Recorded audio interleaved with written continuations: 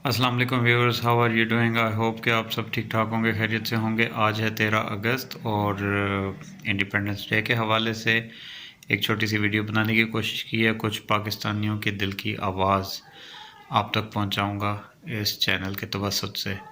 सो आइए देखते हैं कुछ लोगों के reactions when they hear the word Pakistan. What do they feel, क्या महसूस करते हैं वो जब वो लफ्ज़ पाकिस्तान सुनते हैं।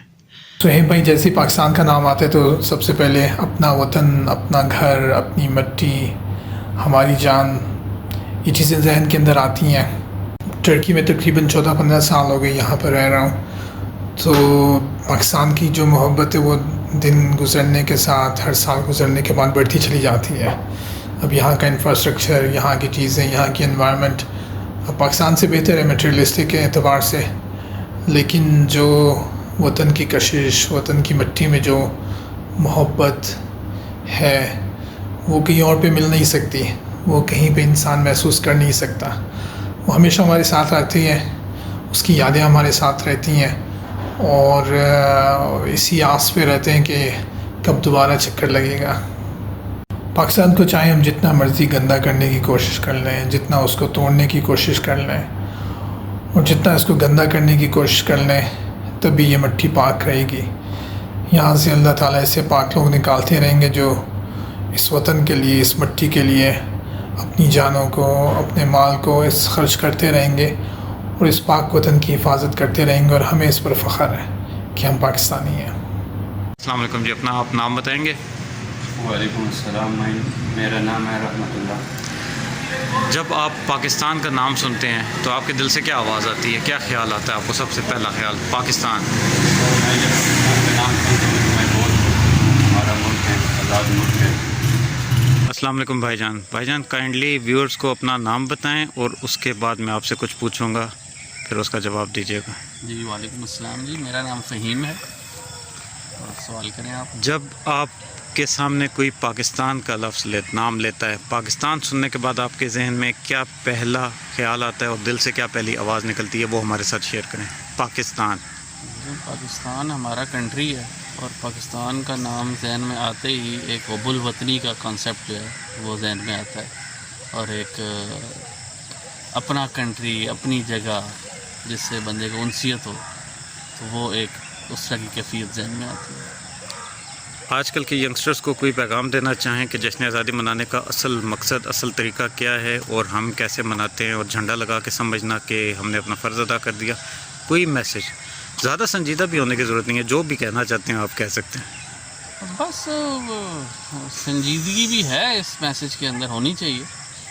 जैसे आजकल हम बस झंडा लगा लिया, ठीक है, झंडा लगाना भी कोई बुरी बात नहीं, अच्छी बात है कि झंडा एक रिप्रेजेंटेशन होती है, बंदा आंखों से देखता है झंडा, बंदे को समझ आती है। लेकिन उससे बढ़ के ये है कि एक मुल्क के जो अवाम होते हैं वो अपने मुल्क का फ़ायदा और भला कैसे कर सकते हैं, वो ऐसे ही कर सकते हैं कि इस मुल्क की तरक्की के अंदर अपना फ़िज़िकल और मेंटली जो है वो किरदार अदा करें। चाहे वो कोई महल्ले की सफाई है, चाहे कोई आप पढ़ लिख के कोई स्किल सीख के अपने मुल्क की आवाम को कोई उनके मसाइल हल करें, जिसके नतीजे में उनको कुछ सुकून मिले और कोई मुल्क के अंदर कोई रेवेन्यू आए उस काम से, तो ये आप एक इनपुट दे रहे हैं। तो एक इंसान को, एक पाकिस्तानी को, एक मुसलमान को इस तरह ज़िंदगी गुजारनी चाहिए अपने रोज़ और शब, कि उसके अंदर वो उसका जो अंदाज़ हो, उसकी जो एनर्जीज़ हों, वो कंस्ट्रक्टिवली जो है मुल्क के लिए इस्तेमाल हो रही हैं। बस ये मतलब जनरल एक सोच होनी चाहिए। इसको फिर अब आप जिस मर्जी डायरेक्शन में ले जाएं। बहुत अच्छा मैसेज आपकी तरफ से। बजाय इसके कि बंदा बाजे बजाता रहे। बिल्कुल, 13 अगस्त मेरा यही पॉइंट था एग्जैक्टली। फैज़ाबाद में जाके विलियाँ शिलियाँ मारता रहे। सर, विलियाँ मारने के बारे में थोड़ा सा कुछ पस मंजर बताएं सर। विलियाँ मारना कैसे है सर? ठीक है, विलियाँ भी अगर बंदा लोगों को तंग किए बगैर थोड़ा फन के लिए अगर मार सकता है, तो अपनी रिस्क है, जान का रिस्क है, कम से कम लोगों के लिए रिस्की ना बने, लोगों के लिए तो चलो कोई गुंजाइश निकल आती है। पैगाम में तो खैर नहीं देनी चाहिए ये बात जनरल अवाम को। हमारे कुछ व्यूअर समझ पाएंगे कि मैंने आपसे विली के सवाल पे जिक्र पे क्यों सवाल किया। लेकिन ये कि जनरली एक पाकिस्तानी को जो है वो, जैसे मैंने पहले कहा, कि आपका जो अंदाज है वो कंस्ट्रक्टिव हो, चाहे किसी को पढ़ा रहे हैं, किसी की कोई खिदमत कर रहे हैं, कोई काम कर रहे हैं, وہ ملک کے لوگوں کے لیے کنسٹرکٹیو ہے تو بالکل بس یو آر گوئنگ گڈ. بالکل زبردست. بہت شکریہ سر, تھینک یو سو مچ آپ کا ٹائم دینے کے لیے. اور اینڈ پہ ایک دفعہ پاکستان کے لیے نعرہ لگا دیں. پاکستان زندہ باد. السلام علیکم, کیا حال چال ہے آپ کی, خیریت سے ہیں؟ جی الحمدللہ. کائنڈلی ویورز کے سامنے اپنے آپ کو انٹروڈیوس کریں. میرا نام احمد شام ہے اور آپ کیا کرتے ہیں؟ اور میں اسٹڈی کرتا ہوں. کس کلاس میں؟ میں ایم ڈی کیٹ کی پریپریشن کر رہا ہوں. ایم ڈی کیٹ کی پریپریشن کریں. آج 13 اگست ہے, میں آپ سے یہ پوچھنا چاہتا ہوں کہ آپ جب پاکستان کا لفظ سنتے ہیں, نام سنتے ہیں, تو آپ کے دل اور دماغ میں کیا خیال آتا ہے؟ آنیسٹلی شیئر کیجیے گا. ہوم لینڈ, جو پہلا ورڈ میرے. Homeland. اور ہوم لینڈ کا مطلب ہوتا ہے وہ جگہ جہاں سکون ہو. جی. That's good.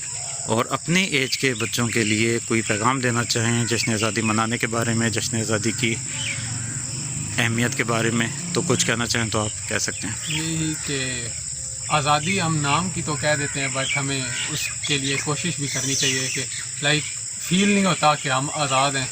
تھوڑا ہمیں اپنے آپ کو مزید ایز اے نیشن بہتر کرنے کی تھوڑی نہیں بلکہ کافی زیادہ ضرورت ہے. تو اس کے لیے ہمیں جو ہو سکے ہم سے وہ کرنا چاہیے. بہت اچھا پیغام ہے آپ کا. جیسے کہ میرے ذہن میں بھی ہمیشہ ایک چیز آتی ہے کہ ہمیں یہ تو پتہ ہے کہ وراٹ کوہلی کون ہے, جی.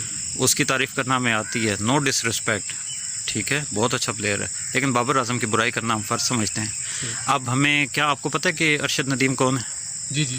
کل پتہ چلا ہے یا 2-3 سال سے پتہ تھا؟ نہیں, جب انہوں نے ایشین گیمز میں گولڈ جیتا تھا تب پتہ چلا. بالکل, یہ نالج ہونی چاہیے. شجر عباس کا آپ کو معلوم ہے؟ وہ جو ابھی جنہوں نے گولڈ جیتا ہے اس میں وہ نہیں, شجر عباس نہیں گئے. شجر عباس پاکستانی ایتھلیٹ ہیں جو 100 میٹر بھاگتے ہیں. تو 1-2 سال پہلے وہ بھی بڑی ہائپ میں آئے تھے, لیکن ابھی اس دفعہ اولمپکس کے لیے کوالیفائی نہیں کر سکے. I don't know the reasons. تو ہم اپنے روٹ کو, اپنے ہیروز کو نہیں جانتے, اور اگر جانتے بھی ہیں تو ان کی برائی کرنا فرض سمجھتے ہیں.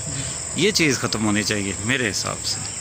تو keep supporting your heroes, your own people.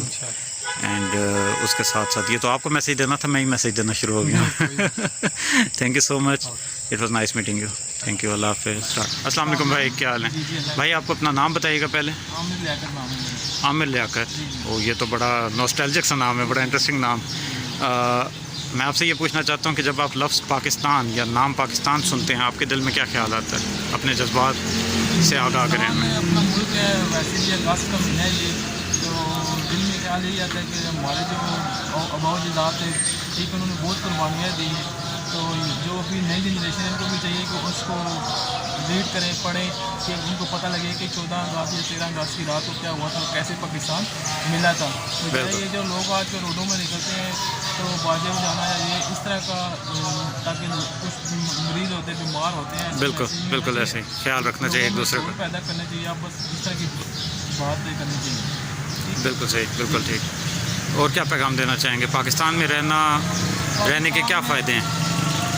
ایسے تو بہت مہنگائی ہے, رہنا مشکل ہو گیا پہلے کی نسبت کافی, لیکن یہ ہے کہ اپنا ملک ہے, یہاں پہ کسی جو بھی ہمارے بھائی باہر رہ رہے ہیں ان کا بھی دل نہیں کرتا ہوگا اپنا ملک چھوڑ کے جانے کو.